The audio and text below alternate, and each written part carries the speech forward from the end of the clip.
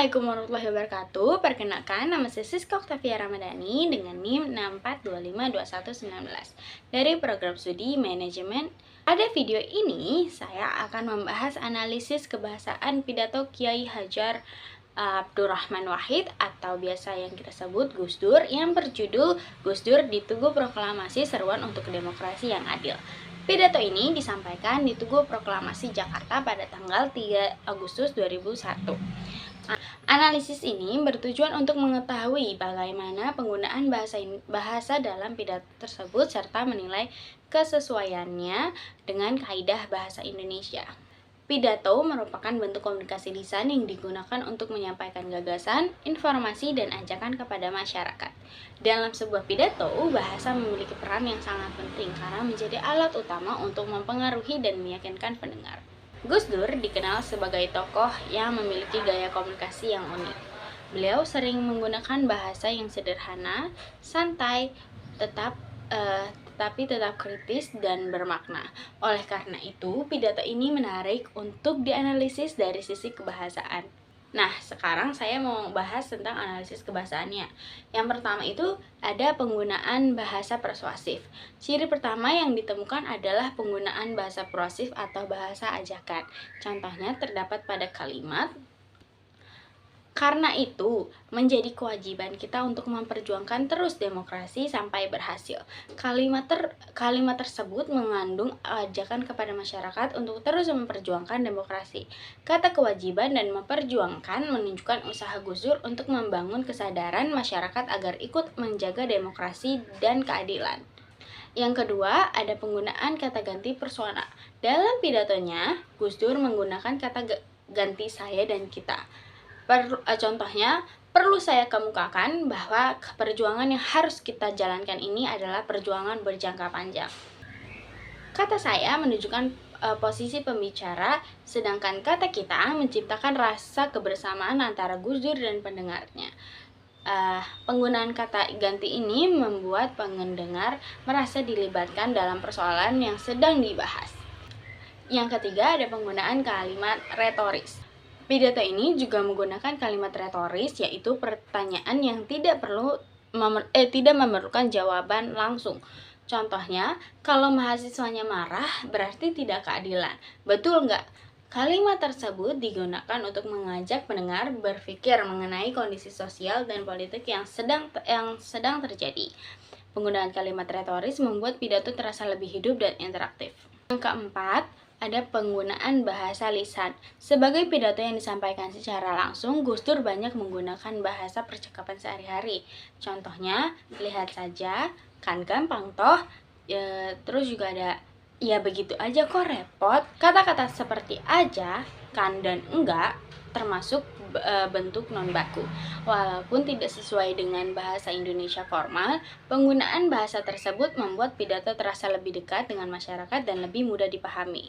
Yang kelima, ada penggunaan repetisi. Repetisi atau pengulangan kata juga ditemukan dalam pidato ini. Kata demokrasi diulang beberapa kali dalam pidato. Pengulangan tersebut bertujuan untuk menegaskan bahwa demokrasi merupakan tema utama yang ingin disampaikan oleh Gus Dur. Teknik repetisi membantu pendengar mengingat pesan penting yang disampaikan pembicara. Selanjutnya ada penggunaan istilah politik dan hukum. Pidato ini banyak menggunakan istilah politik dan hukum seperti demokrasi, hak asasi manusia, kedaulatan hukum, dan undang-undang dasar.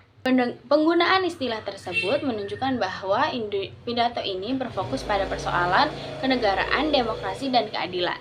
Selain itu, istilah-istilah tersebut juga memperkuat isi pidato karena sesuai dengan topik dan dengan topik yang dibahas.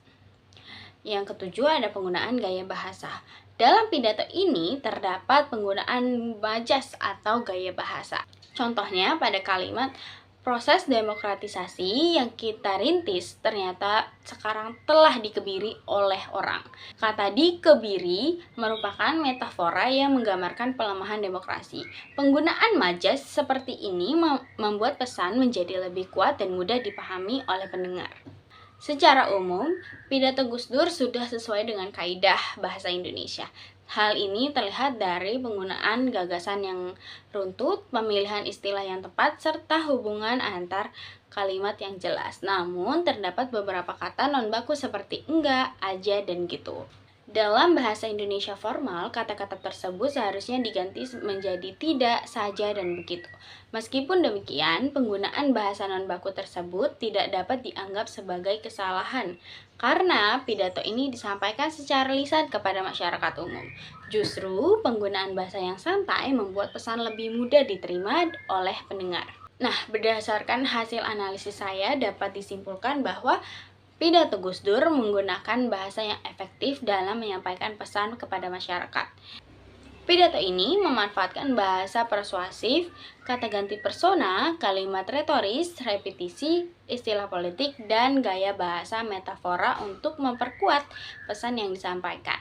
Walaupun terdapat beberapa bentuk bahasa non-baku, secara keseluruhan pidato ini tetap sesuai dengan kaidah bahasa Indonesia dan sangat efektif dalam menyampaikan gagasan tentang demokrasi, keadilan, dan penegakan hukum.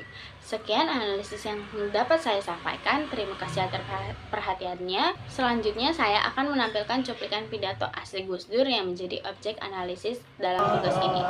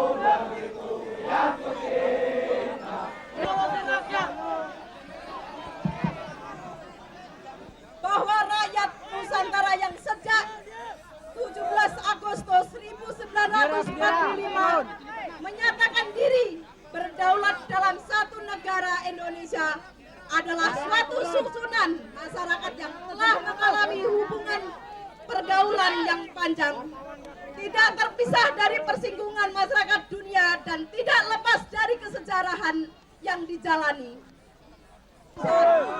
Tidak benar-benar telah memegang kedaulatan atas negara. Memahami bahwa dalam sejarahnya hambatan utama bagi penyelenggara kedaulatan rakyat sepenuhnya adalah kekuasaan Orde Baru dengan menggunakan Golkar, militer, dan fasisme sipil sebagai alatnya. Dengan ini, kami mengajak kepada segenap rakyat Indonesia dari Sabang sampai Merauke untuk membangun kesadaran dan kebersamaan, merebut dan menjalankan kedaulatan rakyat yang sebenar-benarnya bagi tercapainya tatanan masyarakat adil dan makmur. Jakarta, 3 Agustus 2001. Kaum buruh, petani, miskin kota, mahasiswa, akademisi, organisasi non-pemerintah, agamawan, seniman, gerakan perempuan, organisasi massa. Oke, terima kasih, dan maklumat kedaulatan rakyat ini akan diserahkan kepada Gus Dur.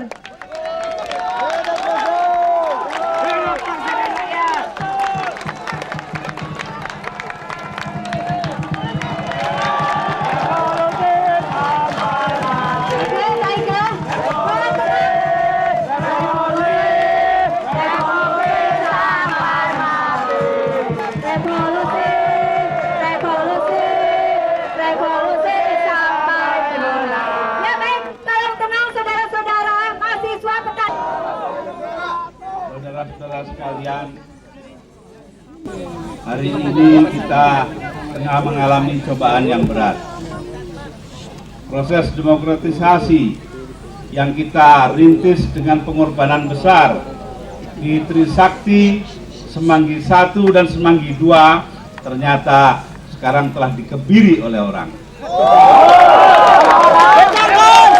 Karena itu menjadi kewajiban kita untuk memperjuangkan terus demokrasi sampai berhasil.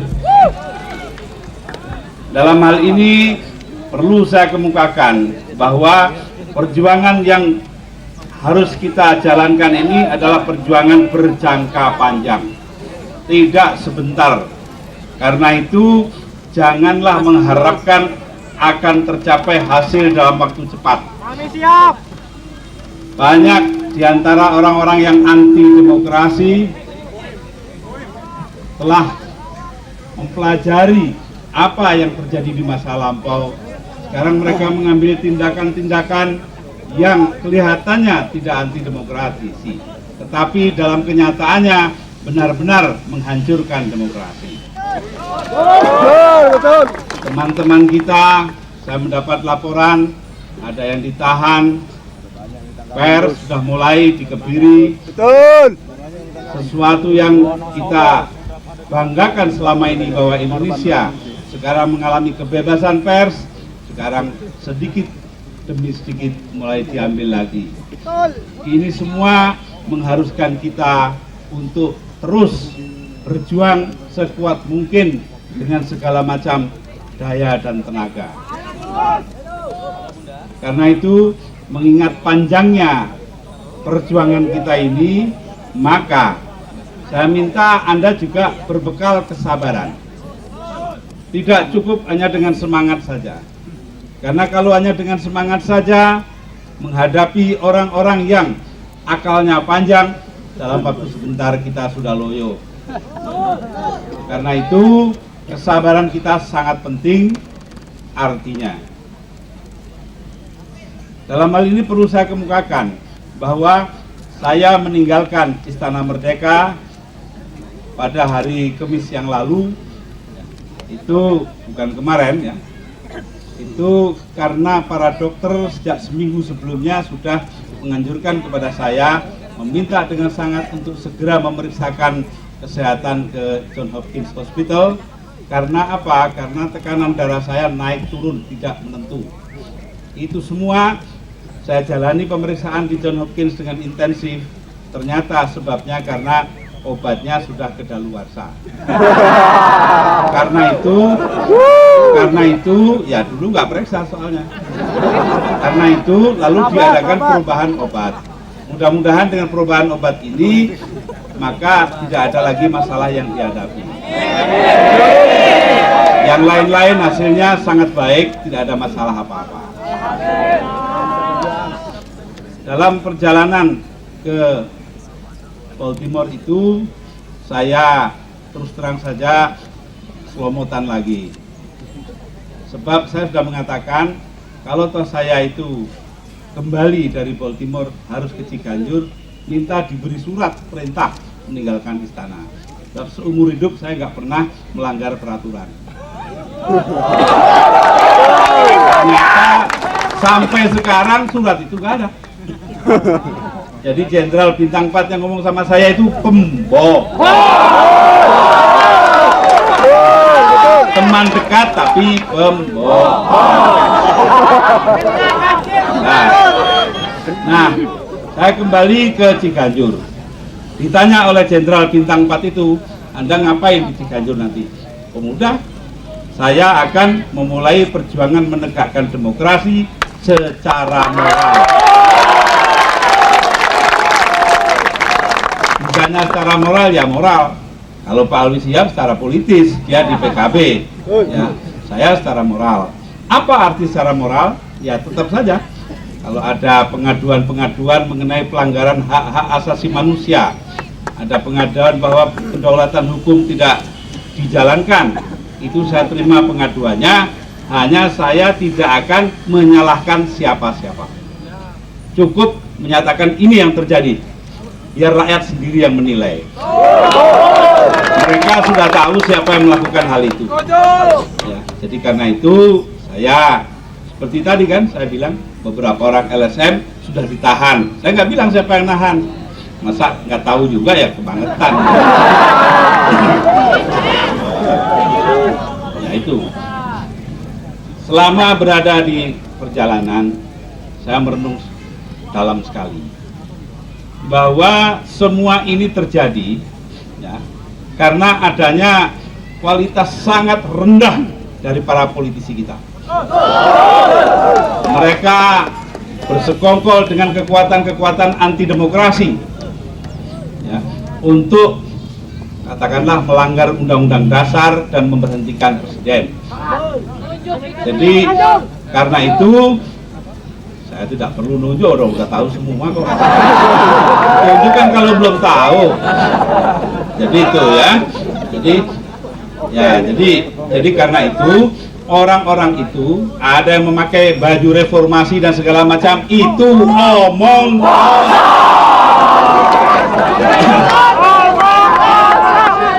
Pendusta saja yang begitu. Tidak akan mungkin demokrasi ditegakkan dengan melanggar undang-undang dasar.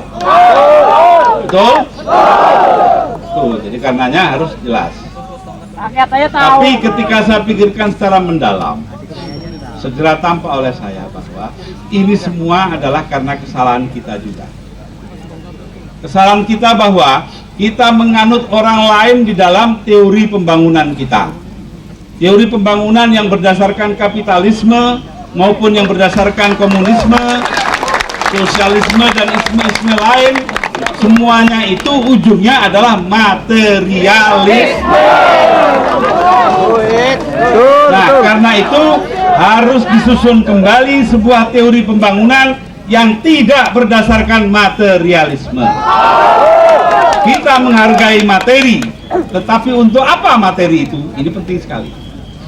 Akibat dari itu, maka terjadilah pergesekan-pergesekan yang tidak perlu, pertumpahan darah yang sangat memilukan, seperti terjadi di Aceh. Di Aceh sederhana saja orang ingin menjalankan syariat Islam, tetapi ditembak orang, dikubur orang, macam-macam yang terjadi. Itu semua salah. Mestinya, ya mari kita turutin, dan akhirnya semuanya nurutin. Aceh menjadi daerah khusus itu. Ya, jadi seandainya ini disadari dari awal, kan tidak perlu terjadi korban-korban yang ribuan orang itu. Ini juga terjadi di Irian, terjadi di mana-mana. Ya, karena itu saudara-saudara, marilah kita juga menyusun kembali teori-teori pembangunan kita. Hendaknya kita menghitung kembali dasar-dasar yang sudah kita jalankan itu, dasar materialistik itu apakah sudah betul apa tidak itu. Jadi bukan hanya sekedar menegakkan demokrasi, kita juga mulai kembali mengulang pembuatan teori-teori pembangunan kita. Nah, inilah saudara-saudara, mahasiswa ini orangnya muda-muda. Muda dalam arti mereka masih membawa dari masa lampau romantisme yang tinggi, tidak tahan melihat adanya ketidakadilan. Nah, kebetulan pada saat itu mereka juga sudah dibekali oleh pisau analisa, karena mahasiswa tingkat 2, 3, 4 sudah dikasih analisa. Dengan pisau analisa yang tajam disertai rasa sebagai orang muda yang tidak tahan melihat ketidakadilan, dengan sendirinya mahasiswa lalu tergugah. Jadi kalau mau paham mahasiswa mudah saja kok. Ya. Lihat aja, kalau mahasiswanya marah berarti tidak ada keadilan. Betul nggak? Itu saja, gampang. Nah, masalahnya sulitnya dalam mengakui adanya ketidakadilan. Itu sulit mengakui itu. Ya, tanya kepada orang-orang di pemerintahan, mereka nggak mau mengakui, dianggap semuanya adil aja. Nah, ini tugas kita berjuang dengan sungguh-sungguh. Untuk itu, maka di Ciganjur saya mendirikan sebuah yayasan, namanya Yayasan Manusia Merdeka. saya harapkan masyarakat melaporkan pelanggaran-pelanggaran hak asasi manusia, pelanggaran-pelanggaran kedaulatan hukum, dan sebagainya. Tanpa tedeng-aling-aling. Tetapi saya karena sudah mengikrarkan akan membuat perjuangan moral, tidak akan menyiarkan siapa pelakunya. Biar masyarakat sendiri dan pemerintah sendiri yang mengatasi. Ya, kita tidak menyiarkan, tapi menyatakan pada pemerintah, ini orangnya, silahkan bertindak. Kalau nggak mau, biar pemerintah yang dihukum rakyat. Setuju? Jadi saya sudah mengatakan tidak akan saya sebut namanya dalam siaran, tapi korban disebut namanya, ya. Si A, itu harus itu disebut namanya. Si A jadi korban, lalu orang jadi tahu siapa yang berbuat, kan? Nah, itu. Ya, semuanya diusut. Apa yang tidak bisa kita buktikan, hendaknya nanti kita buatkan rekonsiliasi. Karena nggak bisa dibuktikan secara hukum. Jadi mau tidak mau harus ada rekonsiliasi. Artinya dengan tawakal kita terima kenyataan yang ada bahwa kita tidak memperoleh bukti. Tetapi sepanjang ada bukti itu, maka harus tetap ditegakkan kedaulatan. Saya sangat tertarik dengan ungkapan dari para perwira tinggi jenderal-jenderal Angkatan Bersenjata Afrika Selatan. Mereka mengatakan jangan hukum itu prajurit-prajurit. Mereka nggak bertanggung jawab, yang bertanggung jawab kami. Oh, Pak, di sini ada nggak yang begitu? Bolak-balik yang disalahin tentara Krowoco. Nah, jadi karena itu, ya itulah. Jadi orang kita itu ngomongnya doang jujur, dalam kenyataannya nggak jujur kepada diri sendiri. Jadi inilah saudara-saudara ya. Jadi karena itu saya sekali lagi mengharapkan agar supaya kita ini benar-benar mentaati aturan yang ada, tetapi juga tetap berjuang. Karena apa? Aturan itu diadakan untuk menjaga negara ini supaya tetap ada. Tanpa negara tidak ada wadah bagi kita untuk berjuang. Itu penting sekali. Nah ini anak muda suka itu, peraturan itu dianggap nggak ada gitu aja. Ya, nggak apa-apa, nganggap gitu itu, tapi jangan diterus-terusin. Ya. Nah, jadi karena itu kita lihat caranya yang baik.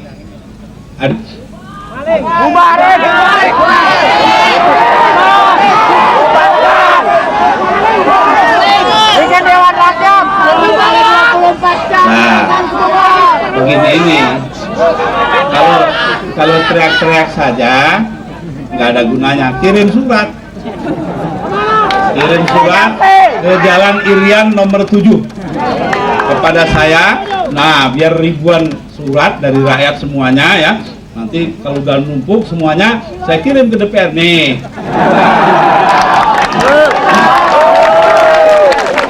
Enggak, kan toh? Ya begitu aja kok.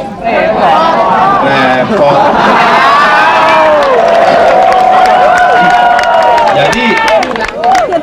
Jadi karena itu kita hendaknya bisa berjuang dengan cara yang benar. Ya, dengan cara yang benar, bukan dengan bakar-bakar. Kalau mau bakar-bakar itu namanya bonek. Nah, karena itu kita caranya demikian tadi. Kalau surat kita ini banyak, ya, puluhan ribu, ratusan ribu, masa iya orang nggak dengar? Ya, kalau budak dioperasi dong. Cara operasi kan macam-macam. Jangan khawatir lah kalau soal itu. Ya itulah ya. Jadi karena itu sekali lagi, ya, poskonya tunggu tanggal main. Baru datang tadi pagi ditanya posko.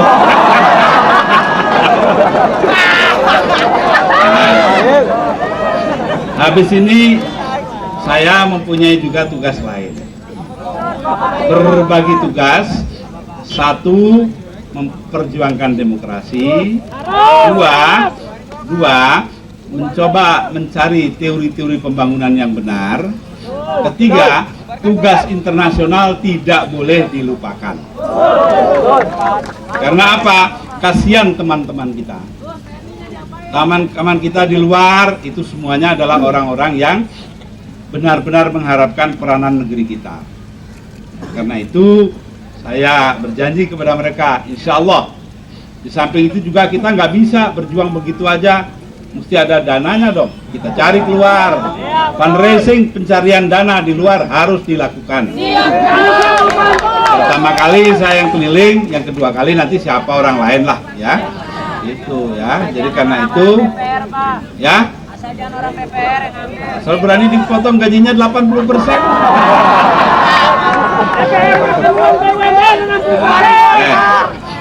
Jadi begitu ya, saudara-saudara. Sekarang ini yang jelas bahwa kita tidak boleh emosional. Kita harus berkepala dingin, berjuang dengan berencana, taatlah kepada pimpinan. Itu yang jadi modal kita bersama. Saya rasa demikian saja kita.